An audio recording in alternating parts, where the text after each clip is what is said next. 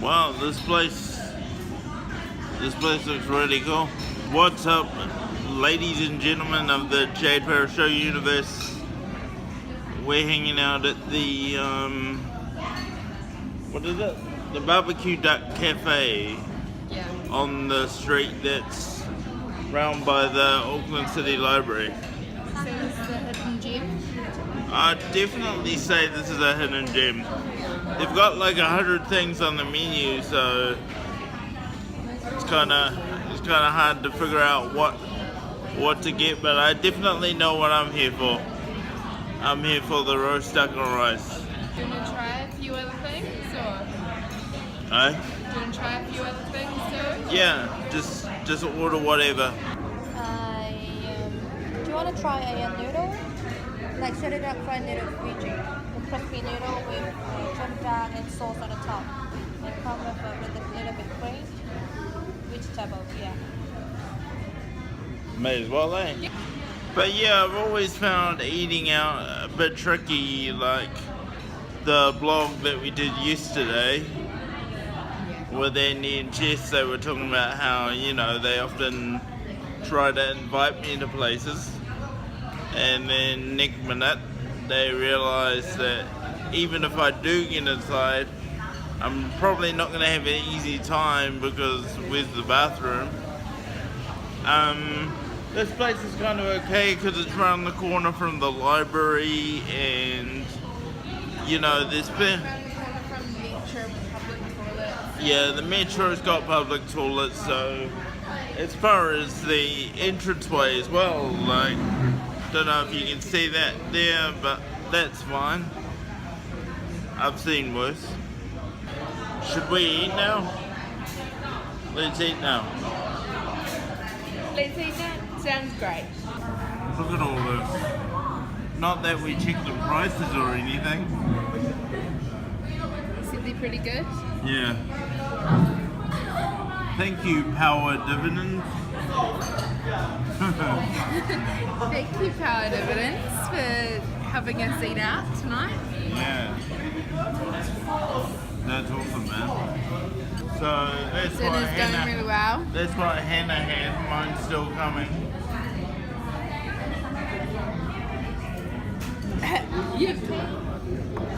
And that's my milk tea, matcha. Hopefully it's not super sweet.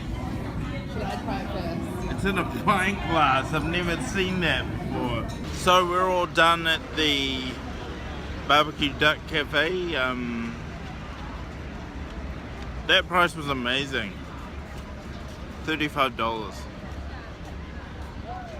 Hard to find. That was basically a 3-course meal.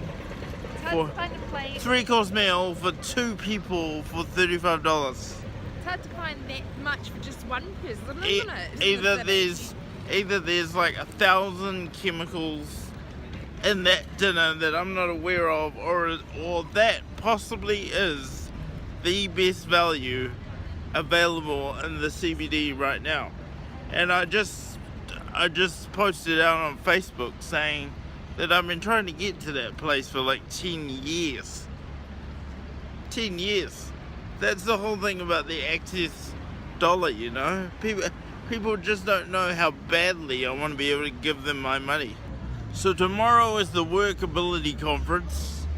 Hopefully I get this blog out in time to be able to say the Workability Conference is tomorrow. And as I understand it, I should probably read my brief when I get back home, is that the Workability Conference is exploring opportunities for people with intellectual disability to be able to find work and participate fully in the community.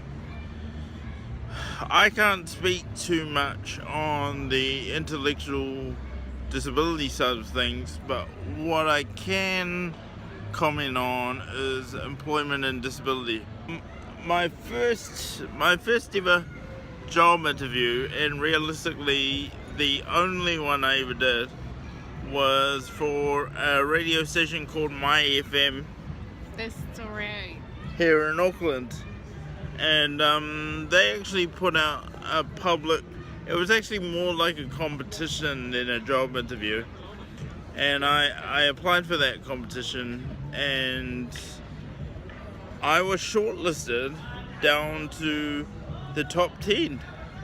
So I show up to this interview, and the interviews, the physical interview is going really well. And then it gets to the point of discussing my future, and discussing how I would fit into the organization. And then they realized that the DJs have standing desks where the microphones are. And if you look at most modern radio stations today, that would pretty much be the case. You'd see them standing at their desks most of the time. Sometimes they do sit. So since then, I haven't really had a job interview. I've been fortunate enough that most of my work has been through referrals, people that know people that know people that know people, and so on. But the one thing that worries me about that kind of approach is if someone's trying to come in to, say, a sector that's not anything to do with disability, or some kind of industry that's way outside public health. I understand that the general experience is that people don't really get a shot at it, and you know that depending on your disability, we have to be quite clear about the things that we can do. So sometimes, in my opinion anyway, remember guys, this channel is only my opinion, and you're more than welcome to argue with me in the comment section, but normally it means that we're restricted in the options that we have for employment. So going back to the story I was saying, since that interview I haven't had another one since. Does that mean I haven't had a job since? Of course not. I've had plenty of jobs. I run my own media company now, and I'm dabbling in YouTube and that kind of thing. You know, and to tell you why I'm interested in YouTube is because there's not enough disability perspective in the media. And I think when we start to get more visibility of disability, I think people are going to have a much easier time at gaining employment.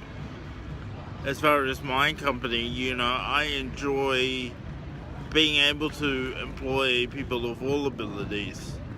Just because someone has an impairment doesn't mean that I'm immediately going to overlook them for an opportunity to work for me. I've worked with many disabled contractors in my work, and I have hired one awesome person named Imogen, who is based in Christchurch. She's not actually home at the moment. She's studying abroad, but normally she is based in Christchurch. And you know, it just goes to show it doesn't really matter what the impairment is, as long as somebody can get the job done. And as far as I'm concerned, it's always been the case that I've been able to find somebody with a disability that can help me out in whatever I'm trying to achieve. Anyway guys, would love to hear from you in the comment section. Let's get a conversation going about employment if we could. I'd be really interested to hear your perspectives. Any challenges you've had around employment, any successes that you've had around employment, and maybe, just maybe, you're an employee yourself. Let me know where you sit on this issue of disability employment and making sure that our companies and our organizations represent the communities around us. I'm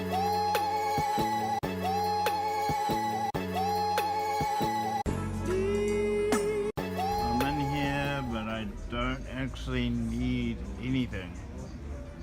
Nothing. Hey, Hey, looking out for something? No, try not to buy anything. I just like coming in here. It's like my therapy. I can resist it if I believe. Hannah, I'm not supposed to be talking to anyone. I don't need anything. I don't need hard drives. I don't need cases. I don't need anything. Nothing. I'm not even collecting pop vinyls anymore. I've got over my pop vinyl addiction, at least. Yeah. Man, I don't even know what I like about those things. I never even took them out of the box. That was the whole point. Yeah, man, I'm like one of those hardcore collectors, like one of those sad people that if my mum had a basement, I'd be living in her basement kind of sad. Now, all we have to do is walk straight, and I wouldn't have bought anything. No. Hi, how's it going? All good, all good. Yeah.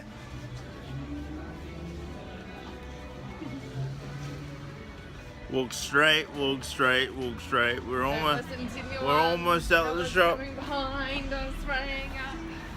Oh, look. We made it. Blu-rays though, Blu-rays. Where? So, whenever we're thinking about disability employment as well, the one thing people always talk about is risk, because we have certain rules around occupational health and safety in New Zealand, and the employer is essentially responsible for the safety of all their employees, as they should be, actually. But I think it's important at times to put that kind of thing into context. How much risk is there really? How much actual threat of danger actually exists? I mean, everybody faces risks, no matter who they are. And I don't necessarily believe that people with disabilities are at any more risk than anybody else. I've never really waited around for someone to give me a job though, but at the same time I realize that, you know, that option's not always available to people. And as Hannah would probably say, and her family as well, my lifestyle's kind of crazy. It's 24/7, always on, something's always happening, you know? So there's no such thing as a day off, there's no such thing as a weekend. We're always on, all the time, doing some kind of project for some kind of client, or the YouTube show. And for some people, that lifestyle's not really viable.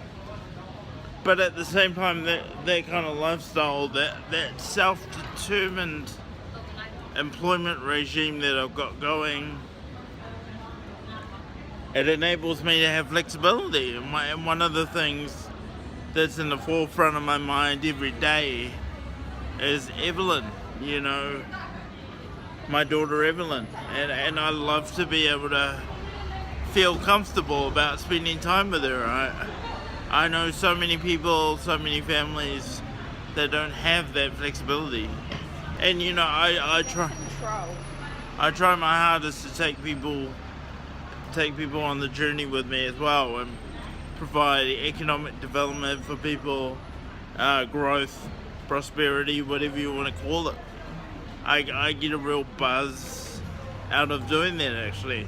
And it's something that I've always wanted to do. Like, if you Google me, even back in 2010, I was talking about that one of my passions was going to be, you know, having a range of businesses that provide opportunities for people of all abilities and backgrounds. And I think, you know, I'm at least on my way to achieving that goal. I've been hella swift with the game, hit the switch, yelling bang. Inspire you through these rhymes, my flow and flipping the game. Hold up, now to seen it with no defeat in my step. Wow. If it was a girl, I'd probably date her. Anyway guys, I'm just about home, so I think we'll leave the blog there for today. Thank you for hanging out with us. I'm reasonably food comated now, so I think now is a good time to take a break. Remember, we've got a giveaway running. I'm giving away 2 tickets to the 2016 Attitude Awards. All I need from you is to subscribe to my channel and let me know what it would mean to you to be able to join me at my private table at the 2016 Attitude Awards. Anyway guys, as always, thank you for being a part of the journey. Thank you for being a part of the channel, and we'll definitely see you in the next one. I hit repeat on the bass, been beating beats to reflect, gripping heat with the pen, been helping mom understand. I love to do what I do, and some days it made me a man. Anyway guys, I'm just about home for the day, so I think we'll leave the blog there for sure. I didn't know whether that guy was going to hit me.